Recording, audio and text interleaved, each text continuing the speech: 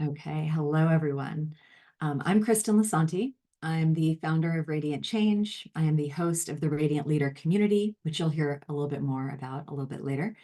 And today I'm here to host the webinar, Your Culture is an Ecosystem. And I'm really glad that you're here. This is the first one of these that we've done. So this is a bit of an experiment. We're going to see how you like it and how it goes together. This is one of my favorite topics. I'm really delighted that you're here.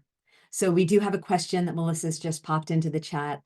What is the first thing that comes to mind when you think about culture? So jump on into the chat and let us know what word, what idea. And this can be what you know culture is, but it could also maybe be some typical assumptions that we have about culture or some default ways of thinking about culture that are still kind of sticking around, even if we know that they aren't necessarily the meat and potatoes of culture. More and more folks coming on in. Hello, welcome everybody. We're just doing a quick reflection in the chat as to the question of the day. What is the first thing that comes to mind when you think about culture?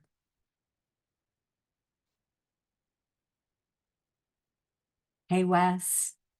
Wes from MSK, one of my favorite cultures that I've personally experienced, is here. Hey, Good to see Kristen. you. Good to see you. You too. All right, so let's keep that going while we jump into screen share and take a look at what might be some traditionally conceived ways of thinking about culture. So let's see if I can manage my windows well here.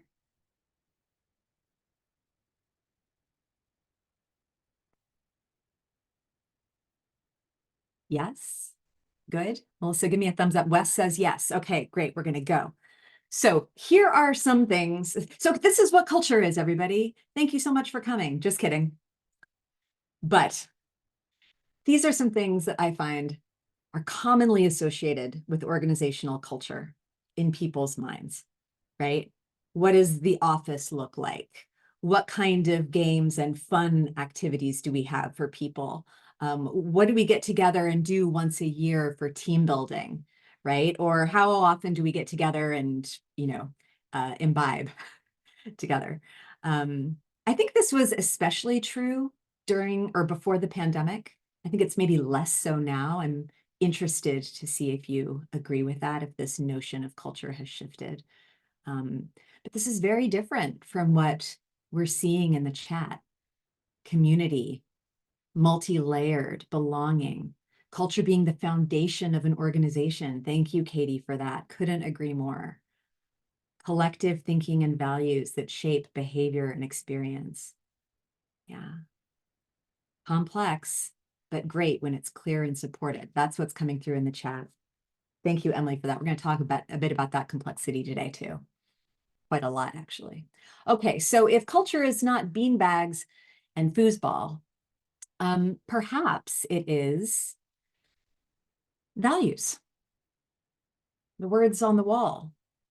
This is what a lot of leaders mean when they talk about culture. The words on the wall, the words on the website that say, this is who we are, this is how we work. And by the way, these four words, integrity, communication, respect, excellence, these were Enron's core values at the time of that company's collapse, after years of toxic practices that inflated profits and shared price, and of course, led to their demise. So yeah, not so much with the words on the wall when it comes to culture. Yeah. I'd like to offer today a new way to think about culture as the complex, thank you, Emily, ecosystem that powers your performance. The complex ecosystem that powers your performance. That's the argument that I'm making here today. And let's see how that feels and sits with you in your experience. So to test this theory, we're going to start out by mapping out how organizations change. And here too, we're going to kind of demystify how I think we think change happens. I probably don't have to explain to anybody on this call that if your business isn't able to change in response to industry shifts, emerging strategic imperatives, growth goals, not to mention emerging technologies like AI or global events like a pandemic, you will very soon have an underperforming business. So this is often where we start, with a sense of the collective outputs that we want to see, right? The results that we're after, in which a high performance business has needs that are always going to be different from what they're doing today. So change is always involved in a culture's health. And those new outputs, those new results require different outputs from the individuals within the organization, right? We as the employees, as the team members, as the community members, we need to learn new skills. We need to expand our capabilities. Our roles are probably evolving. We're probably taking on new kinds of responsibilities, and we're developing new relationships, especially as people are changing jobs more frequently than ever before. And there are these new ways of working together that are always emerging. So this, I think, is where most organizational transformation initiatives focus, on the external outputs of the system and its individual members.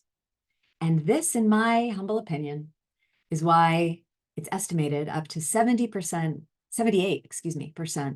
of organizational transformations fail.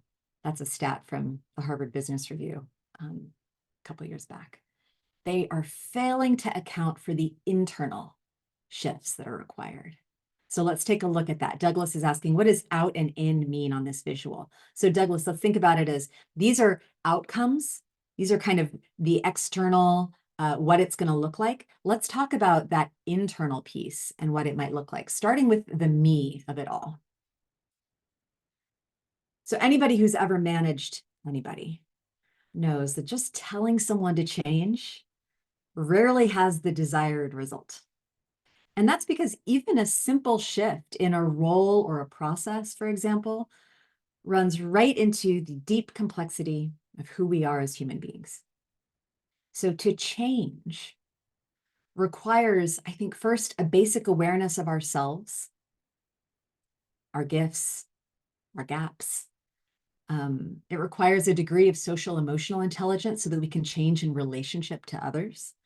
And it demands that we cultivate a growth mindset. Some of you are very familiar with that term.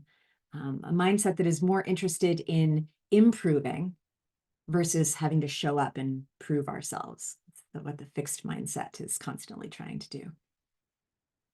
So you might be able to see where I'm going with this. For individuals to operate in these ways, the collective needs to operate in these ways. This is the internal of we, to provide meaningful challenges and psychological safety in ways that are not just talked about, not just words on the wall, but are actually operationalized. And this internal we is, of course, our culture. So we can see here that it's not the outcomes that drive change in performance, even though that's how we might think about it. We tell it, this is what we want to do, and so that's going to make everybody get on board. The opposite is actually true. The arrow goes the other way. It's the culture in your business and on your team, even in your community or your family, that powers or inhibits the outcomes you're after. But how many organizations are digging below the surface to cultivate this internal ecosystem? We're going to launch a poll quickly that asks, when it comes to change or performance improvement in your organization, in your system, how well does your organization attend to the internal of me and we? So how often are we attending to this internal piece and not just the outputs we want to see? Let's see what people are coming up with. How is it looking out there in the world? Are you always doing this or very much of the time? Are we somewhere in the middle? Are we never quite getting down there? Are we staying at the surface? Yeah. Okay. So it looks like we're putting our best efforts forward. Lovely. So today we are going to keep breaking this down. Because I think the reason we struggle with this is because culture all sounds so nebulous. doesn't it? So let's see if we can actually make it more tangible, more concrete in ways that we can bring right back to our teams. So why do we talk about culture as an ecosystem? That is maybe the next place to go. And what is a system anyway? Okay, so a standard definition of system is, oh, I want to close out of this poll, a set of interconnected elements organized to achieve a function, a purpose, a result, right? A set of interconnected elements, maybe that's the people in an organization, organized to achieve those external outcomes we talked about a moment ago. Okay, but if you're anything like me, when you hear the word system, you might think of technology, the internet, computer networks, etc. But there are many more systems that are not mechanistic at all. So let's maybe in the chat see how many systems can we name? There are infinite systems around us. How many of them can we identify? You might start with your respiratory system. You're using it right now. Breathing in, breathing out, even if you are not aware of it, it's happening. It's a system that's sustaining you right now. Yeah, Katie, circulatory system. Amazon shipping, maybe Emily's utilizing that right now. Totally. Family systems, internet, our highways, yeah. And then we have systems within systems. So our respiratory system is part of the larger system of the body, which is connected to the ecosystem of the trees and plants around us, right? Those are the systems that are creating the oxygen that we breathe. All of us are part of and interdependent with the planetary system that is our climate, which might be the ultimate metaphor for culture. We also have relational systems all around us, right? As Megan is pointing to, our family system, our teams, our communities, and yes, our companies are systems and systems of systems. So what do they all have in common? They're all sets of these interconnected elements that are organized to achieve a function, a purpose, or a result. Although sometimes, as we'll see, that purpose is not as clear as it could be. So I want to offer you some common traits of any ecosystem, healthy or unhealthy. There are certain properties that systems have. So I want to take you through 3 of those, and then we'll look at how healthy systems show up, all right? So whatever the state of your ecosystem's health and performance, your system is complex and self-organizing, okay? This is number 1. Every system is complex, self-organizing. This means that there is an inherent intelligence within your system, a collective intelligence that cannot be programmed, it cannot be predicted, it cannot be controlled. Those words on the wall, your system is not paying attention to those, right? On their own. It's not sufficient. It is self-organizing. Isn't that wild to think about? But, look at this coral reef, right? Complex, self-organizing. Let's talk for a moment about the word complex. It's not the same thing as complicated. Emily and I were recently talking about this in the Radiant Leader community, kind of the difference between them and how many systems are both. So let's just put it that way. But complicated problems or systems are finite. They can be solved, like this puzzle here, right? There is an answer. They are linear typically. Whereas complex systems like the coral reef are emerging through relationships between their elements. So the puzzle pieces fit together and each piece does its part. But in a complex ecosystem, it's about the relationship, the unpredictable, nonlinear relationship between the parts. And that's where the system emerges, in how those parts act and react and interact together. That's what can't be predicted. That's what creates complexity. The healthiest systems take advantage of this complexity, right? By becoming as diverse as possible. And not only are they diverse, they're also inclusive. They acknowledge their interdependence and they leverage all of these differences among their member elements as assets, right? We have the anemone and the clownfish depending on one another, right? Taking the gifts and the gaps of each and coming together to make a more complex, but also high-performing whole. Healthy systems also don't seek to limit self-organization. That will always backfire. But instead, healthy ecosystems support self-organization by letting information flow as freely as possible.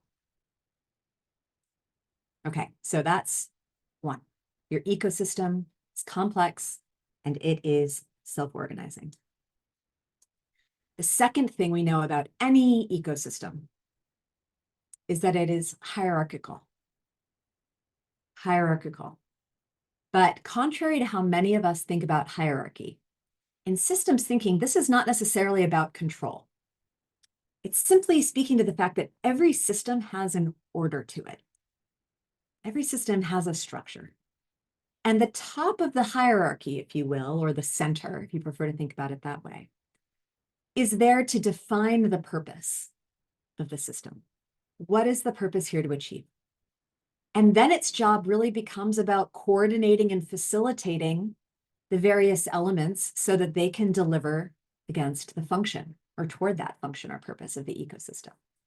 So in systems thinking terms, hierarchy is not about power over, it is about power with.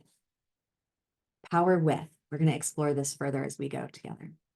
So healthy ecosystems, acknowledging this hierarchy, healthy ecosystems are clear and aligned on their purpose. Whoever's at the top or the center is setting forth, here's where we're going and why. So everybody can get aligned around that. And that's set at the top, but then it is actually achieved by everybody at every level, right? Who are co-creating results together and also co-creating the culture together. So healthy systems, it's sometimes said, look up for purpose, look up toward the top of the hierarchy for purpose, and look down for function. This is why healthy systems also balance coordination with autonomy. Autonomy is every bit as important to an ecosystem's health as centralized coordination is. At either extreme, all autonomy or all coordination and control, you're going to get a toxic ecosystem, right? So a high-performing, healthy ecosystem or culture is going to carefully calibrate both. The third thing I want you to know about all ecosystems, any culture, any system, is that they are resilient and evolving. Resilient doesn't mean staying the same. Typically, we think about resilience as being like, okay, you bounce back, right? But resilience actually means taking in new information in order to adjust to changing conditions. Systems thinking expert Donella Meadows, who wrote an incredible book about systems thinking, if you're interested in it, called Thinking in Systems, she says, a core function of every system is to ensure its own perpetuation. So in addition to whatever the vision or the purpose of a system is, it's also out here trying to survive, right? It needs to survive. Now, this cuts both ways.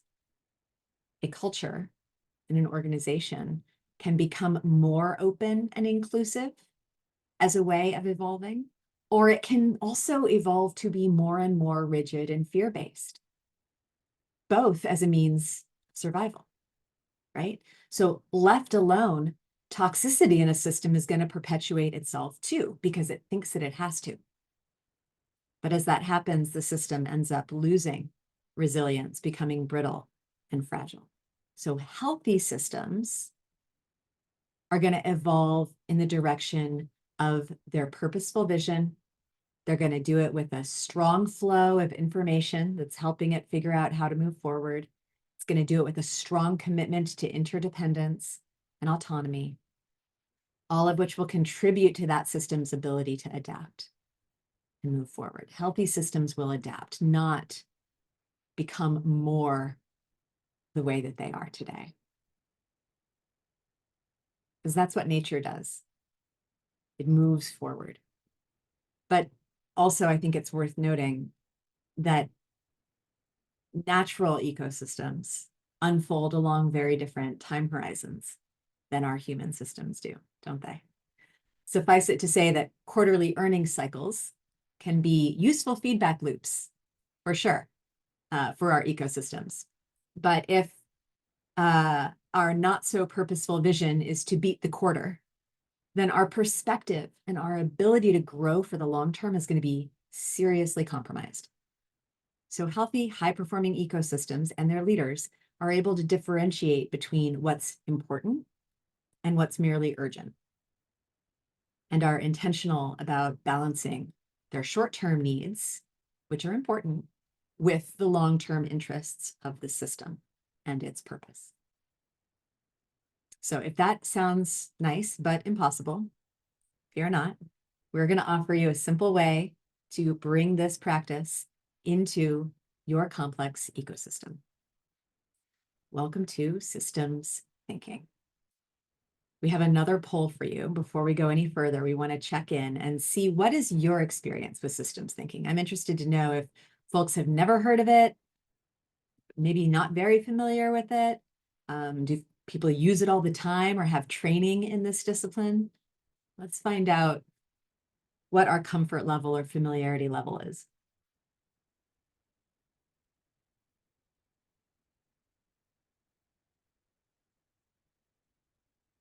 Okay, great. We've got one person who uses it all the time. We've got some folks who are like, maybe I've heard of it, know a little bit about it, but maybe just enough to be dangerous or not enough to bring forward into every day. Okay. All right, good. I'm going to end poll here, share those results. Yeah, you can see a little bit about it. Wonderful. All right, so I'm going to offer you a simple way to think about what systems thinking is and a powerful tool for applying it in your system. So when we look at organizational cultures, or really any system, like Amazon shipping, through the lens of systems thinking, we are interested first and foremost, we're interested in three things. First and foremost, we're interested in the interconnections between those elements, right? Remember that a system, a complex system, is about that emergence in the relationship between. It's not just about the individuals. So we are more interested in those interconnections than we are in the individuals themselves. How do our team members connect, relate, collaborate with one another? That is actually where the work is to be done, rather than focusing on individual people as problems. Okay, and we're not just focused on one-off instances of conflict, for instance. We're also looking at how the system and its elements, its members, its connections behaves over time. So the connections between and the behavior of those connections over time. If this is what we're paying attention to, we can start to identify root causes of our issues, what's going on below the surface. We're about to do this in a very practical way, as well as any hidden areas of performance or potential in the system. We can start to see, oh, look at this. This is actually working well. Let's do more of that. So with that awareness of what's causing these behaviors, we can consider how to intervene as well, right? How to redesign the system. Feedback loops are one important intervention or design feature of a system that increases the information flow and also increases the resilience and performance in a system. So in a slide, this is kind of systems thinking in a nutshell, right? But how do we do it? How do we do this in the flow of work? How do we do it in times of crisis? How do we do it in a way that brings us out of the conceptual and into the concrete, which is where culture really lives, let's face it. So this is, my friends, the systems thinking carrot. Classically, it's an iceberg, but I feel like there are so many iceberg models out there, for one thing. And also I wanted to choose a living thing. So I go with the carrot. I like it better. So to use it, we always start at the top with an event. An event. Events are always happening in your complex ecosystem. They're always happening, right? A key team player resigns. That's an event. There's an interdepartmental conflict. That's an event. A team fails to hit their numbers. These are events. So let's again take this out of the conceptual and into the concrete. Go ahead and bring to mind an event that has happened recently or is happening in your ecosystem right now, present day. Just bring it to mind. If you'd like, you can drop it in the chat. Let us know what you're working with. Otherwise, just hold it in mind as we dig down this carrot. Okay. What is, maybe it's a pain point, something that's really just on your mind or that you're really having to react to or deal with right now. Because what typically happens is that we react to events, right? It's a mad dash from understanding what's happening to figuring out the fastest way to fix it. Sometimes pausing so that we can blame somebody for it, right? Now, if we stay here at the level of the event, we will only get to surface level solutions. We will never get to root causes. And that means we will spend an awful lot of our time fighting the same fires over and over and over. Raise your hand if that feels like it's you. Rather than developing that resilient, adaptive, high-performing system. So let's not stay here. With just a little bit of curiosity and a little bit more time, we can go deeper. We can recognize the event and then get curious about events over time. Not just the one, but where have we seen this before? Can we expect it to happen again? Right? Bringing in that dimension of behavior over time. What's the trend here? What's the pattern at play? What are the catalysts? Maybe we can identify what kinds of things are happening before this event takes place. Suddenly, we have so much more information about this event. So can you see a pattern in the event that you're holding in your mind right now? Is this the first time this has ever happened, or is this actually part of a chain? And the more information we have about this event and the pattern that it's a part of, the better able we'll be to anticipate the next event. But maybe we don't want it to happen again. Maybe we don't just want this event to continue to cycle through, in which case we want to actually dig deeper down the carrot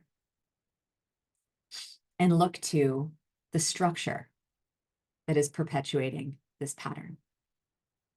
Now, this may be the structure of a team's hierarchy, right? The way an org chart is laid out, the way roles are defined. It could be how incentives are structured. It could be how behaviors are being rewarded or allowed. It could be that information is being withheld or getting stuck somewhere in the system, right? So each of these insights about the structure behind the pattern gives us what we call leverage points in the system. This is where we start to see, oh, we could do something about this part of the structure. We could do something about this part of the structure. We can intervene and redesign the structure so that the system is working more successfully toward its stated purpose. So what are some structural elements that lie underneath this pattern that you have in your mind right now, in your ecosystem? There is one more level to this carrot. We haven't gotten all the way down to the root yet. This is the hardest level to see. It's also the one that takes the most time and energy to shift, but it is also unequivocally the most powerful. At the root of any event is a paradigm, or a few paradigms, that is powering the system to act in this way. These paradigms are assumptions, they're beliefs, they are sometimes values, implicit or explicit. that have informed those incentives and org charts and KPIs, right? The paradigms have built the structure that is perpetuating the pattern that is resulting in this event. So examples of paradigms you might find working under the surface of your ecosystem. Asking for help is a sign of weakness. Staying busy is how you show your value. Taking on more projects is more profitable than doing quality work. So let's go for quantity over quality. What are some paradigms that are powering your ecosystem right now? Does anybody have one that's coming through that you can drop in the chat? You can also just make guesses. That's what a lot of systems thinking is, right? Hypothesizing. What if this is true? What happens if we play with this? Because we're working with complex ecosystems here, we don't have that single answer. There are no silver bullets here, if you will, right? There's a lot that's feeding into all of this.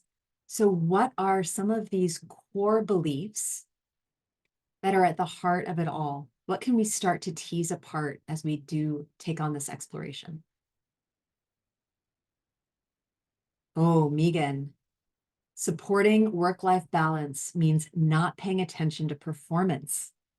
I'm so glad you brought that forward because I feel like there's this inherent tension in organizational cultures right now between what we're about to talk about in terms of the conditions for a healthy, high-performing culture. So let's put a pin in that for a moment because I think you just nailed it. Wes, doctors know best. Okay, yeah, so who is right in our system? Who has the most expertise and about what, right? Yep. People or profit. Gerard, thank you. Yes. People are profit, endless. And which comes first and which drives what? Yeah. Doing is more important than thinking. Thinking is not work. Thank you, Emily. I would add to that also one that I see in my executive coaching clients is leadership is not really work. You know, leaders are like, okay, well, I have to stay in the doing in order to, you know, be seen as valuable or be seen as important, because they don't really think that leading, or as Emily is saying, kind of stepping back to think is adding value. And what does that do to the culture? Ooh. Okay, great, guys. We're all right here together. By the way, here's another way of looking at this. Through the 4 boxes of me, we, out, and in, like we did earlier, the paradigms are the deepest level in we that we can go. So if we can shift a paradigm, if we can shift a paradigm, we can transform the ecosystem and the outcomes that ultimately it will be capable of producing. And that, my friends, is the work of leadership, which is indeed a real job. So let's talk about the leader's role. The leader's role in your complex ecosystem is, in fact, quite simple. Number 1, set the purposeful vision for what the team, company, community, ecosystem is here to do. What is that function or purpose that we're here to achieve? The leader has got to put that forward. Can do that with the team, but absolutely that is the leader's role. And then number 2, cultivate the conditions in the ecosystem for the team to achieve that vision. So set the vision, cultivate the conditions for the team to achieve it. Not do it yourself, but create the conditions for the team to do it. Now, this is pretty easy to say. Obviously, there's a lot in there in both of them, but ultimately, I've been working with this definition for a number of years, and it still seems pretty complete to me. I'm interested to know what you all think about it. In systems thinking terms, leaders are our highest leverage point, okay? Everything they say and do impacts the ecosystem to a profound degree, a fact that always seems to come as a surprise to leaders. This is why that self-awareness piece we were talking about before is so vital in leadership today. you have to understand the impact that you have on your ecosystem's conditions with everything that you say and do. And you have to own your role in cultivating the conditions that are going to deliver the outcomes that you're after. Now, what are those conditions? Clearly, every culture is going to be different, but I'd like to offer you 3 basic conditions that will make sure your complex co-created ecosystem is healthy and high performing. At the core, necessarily, is, I talk about it as human dignity and potential. Basically, the recognition that this is an ecosystem of human beings, not cogs in a machine. Yeah. So at its core, we kind of have to fundamentally start there. And then any healthy, high-performing system needs a meaningful challenge, right? Which can be that purposeful vision, can be, well, we're going to see what else that entails. But the meaningful challenge balanced with psychological safety. And this is what I loved about what Megan offered us just a moment ago with the paradigm of supporting work-life balance means not paying attention to performance, right? We can lean too far in one direction, which is also detrimental to the health of the system. Let's unpack this a little bit further. So a meaningful challenge means we're challenged to show up, but because psychological safety is also there, we're also safe to be ourselves. So in healthy, high-performing systems, we are challenged to stretch, but also safe to be in progress, not perfect. We're challenged to do great work, and we're safe to take the risks required to do great work. Challenged to learn and grow, safe to ask for help. Challenged to improve not only ourselves, but also our system, and safe enough to speak up to make that possible. We can unpack this a little bit further using those 4 layers of the systems thinking carrot. Our paradigms are there in the middle, right? These are the fundamental beliefs and principles or values that power everything else. This is if we're really being intentional about shaping those paradigms and designing our systems and structures around them. And then I've kind of loosely organized some common culture elements into structures and patterns and events. But really, the balance piece here is the most important. Making sure that disagreement and discourse are happening and that they're happening within respectful relationships. That those aligned goals are supported by autonomy and a focus on outcomes rather than micromanaging exactly how the work gets done, that over coordination and control we were talking about earlier. There's balance in continually iterating through constructive feedback loops, but also celebrating progress with and appreciating with feedback. So balancing a meaningful challenge with psychological safety. When challenge and safety are carefully calibrated, the system can support learning, creativity, and sustainable performance. That is the green arc that we see here, the green line going up, like maybe reaching some plateaus at moments of challenge, but then always able to keep going in terms of increasing its performance against its potential. But what happens when these are out of balance? What happens when we have all safety and no challenge, or all challenge, no safety? So we have to acknowledge, I think, that challenge without safety does drive performance at first. But the cost is high, y'all, right? The cost is high. You're going to get reactive performance, maybe fear-based performance, but there's a crash that comes afterward. And over time, the system can't sustain that kind of pressure. And you're going to see periodic peaks in performance, but you're ultimately going to see diminishing returns over time. Safety is also easy to over-index on, right? Maybe we just don't have the tough conversation this one time. Maybe we don't offer the constructive feedback somebody really needs to hear. Maybe we lower our expectations just a little bit for the sake of keeping everybody happy, right? And you can see what happens in systems thinking. This is called a drift to low performance. Slowly, slowly eroding the performance and potential of the system. It's a self-fulfilling prophecy when the challenge isn't also maintained. Okay, another poll. I think this might be our last one. It is our last one, so make it count. Which of these cultures have you experienced the most in your career? Or maybe you're thinking about the culture, the ecosystem that you're in right now. Which of these have you experienced the most? Cultures that do a good job of calibrating, balancing safety and challenge, or cultures that go the other way? I've been in all three for sure, but less of that first one. Yeah, it's hard to strike this balance. How do we get safety times challenge and clarity from the top? Wes is asking. It's an excellent question. Wes, do you want to say a little bit more about that?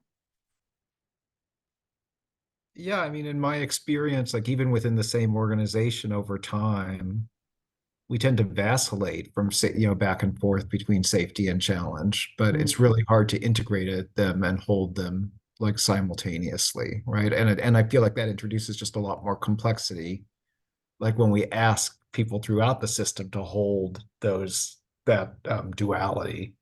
So I'm just curious about your thoughts in that area. This is why a lot of my work with leaders and leadership teams is about this kind of theme of integration, right? Because I think that our natural tendency um, is to make it complicated instead of complex, right? So it's like, okay, and then we kind of end up with these wild swings that I think is what I'm hearing you pointing to. So what are some practices for how feedback, for example, can be both appreciative and constructive in the same conversation? And I don't mean the compliment sandwich, which is only confusing for everybody, but how do we develop norms around appreciating what's working while simultaneously talking about what can change, what can improve, what can grow? I teach a feedback tool called Ask Forward that is literally just two very simple questions, that a culture can start to integrate into all of its conversations and all of its kind of major moments. What did you do well, or what did we do well? And what will we do differently next time? And in that conversation, we have kind of both appreciative and constructive feedback loops at work. And we get to integrate the safety, the support of appreciative feedback with the uh, individual or the team getting to reflect on their own growth. So I think there are strategies for doing it, but man, we have to be intentional about it for sure. We have to design our structures accordingly, don't we? It doesn't just happen. Doesn't just happen.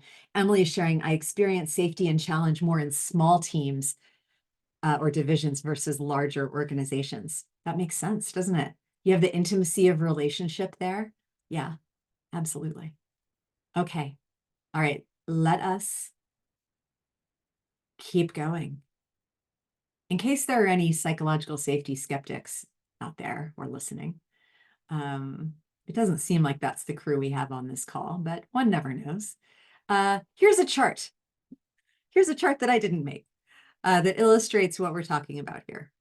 So according to research from FTSE Russell, companies with high trust cultures, high psychological safety cultures, are more profitable and they have higher stock market returns than their competitors. Right? Companies that make the Fortune 100 best companies to work for list, which by the way, I think just came out today, didn't it? I think the new list just came out, outperformed the market by a factor of 3.36. 3.36, incredible. And you can see how that compounds over time. We're looking at the last 24 years here. So higher retention rates, lower levels of burnout, more innovation, faster rebounds to massive shifts like the pandemic or a recession. And of course, more money in that short-term system, the stock market. All right, so we're going to start to bring it home a little bit here with a metaphor. I think we, as human beings and our systems, are a lot like this butterfly. All right, we're a lot like a butterfly, not only in the sense that we're always changing. This is kind of my transformational leadership mascot here. But because we need to feel safe in order to change. We have got to have a safe space. And we need to be challenged in order to change.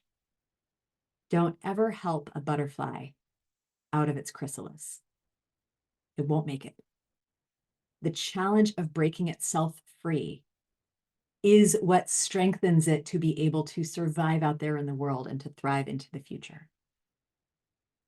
Melissa has just dropped into the chat the question, what is your key takeaway from today? We would love to hear what's really resonating with you as I offer you maybe a few more questions that leaders, as leaders of your ecosystems, you can continually be asking. So are we creating psychological safety? Are we creating meaningful challenges? Are we reacting to an event? Or are we getting curious about root causes? Are we aligned to our vision? Are we looking to long-term outcomes, not just short-term? Are we including diverse perspectives and informing all stakeholders whenever we can of what's going on and why, keeping that information flow going? And are we open to adapting, even if it's uncomfortable? I want to thank you for joining us today. I want to also invite questions in the chat. And to those who are interested, who are curious, whose interest is piqued and who want to keep going with this exploration, I want to invite you into our ecosystem. We are building a community of practice for transformational leaders online, currently online. I have big dreams about in-person retreats in the next couple of years, but for right now, we're online. It's called Radiant Leader. And if today's content spoke to you, you stand to benefit tremendously from the collective wisdom of this community. Plus, I know that you have your own wisdom that we would love for you to come in and share with us. I know we have a few Radiant leaders on the webinar today, and I'll invite them to chime into the chat if they'd like to share about their experience in the community. Oh, that was supposed to be an image of what the community looks like. That's too bad. Anyway, it's online and on mobile. Come check it out. All right, here's what I can share while our community members consider what they can offer. This really is, I think, an innovative approach to growing ourselves as leaders and as people. We have designed the community to meet you where you are in your leadership journey. So whether you're looking for connection with like-minded leaders, we've got them across industries and around the world. We've got them. We're a global community. You might be looking for just bite-sized reminders to just have that pulse point throughout your week to be transformational and not merely transactional. Or you might be ready for a deeper dive in one of our cohort courses. I'll have a bit to tell you about that in a moment. But the other thing I want you to know about Radiant Leader is that we've priced it to be accessible.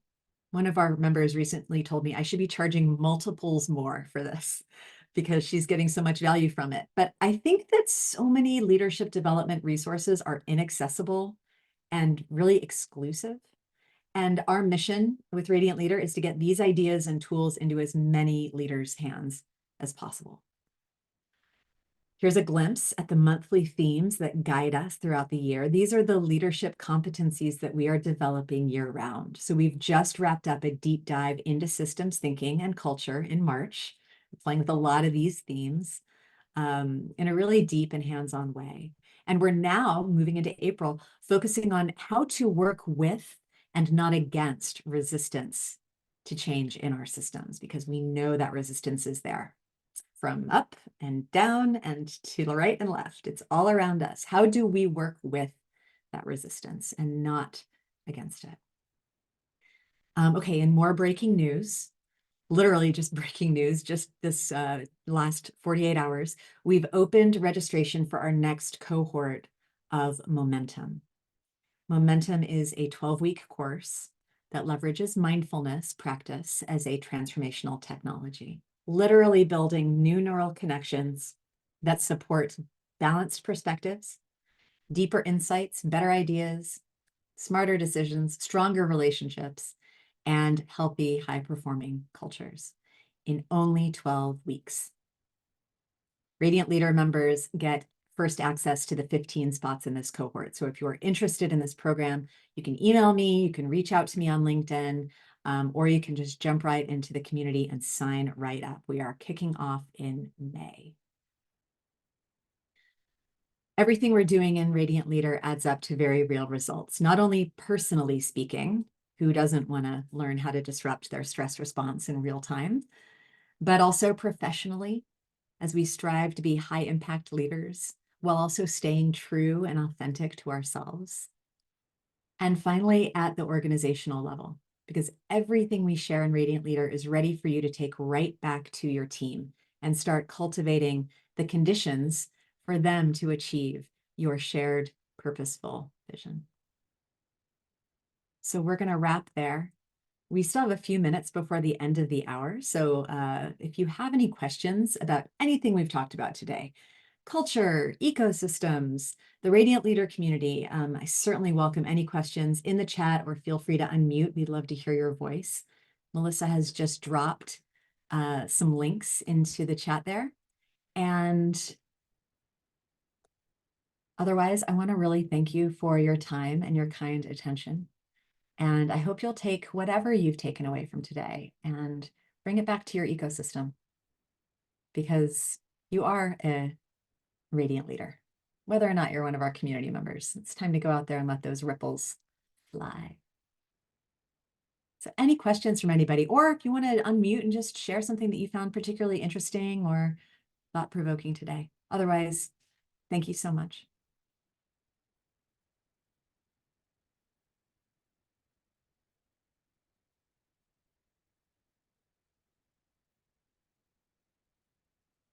Oh, a lot of great feedback in the chat. The importance of safety and challenge is really coming through for people.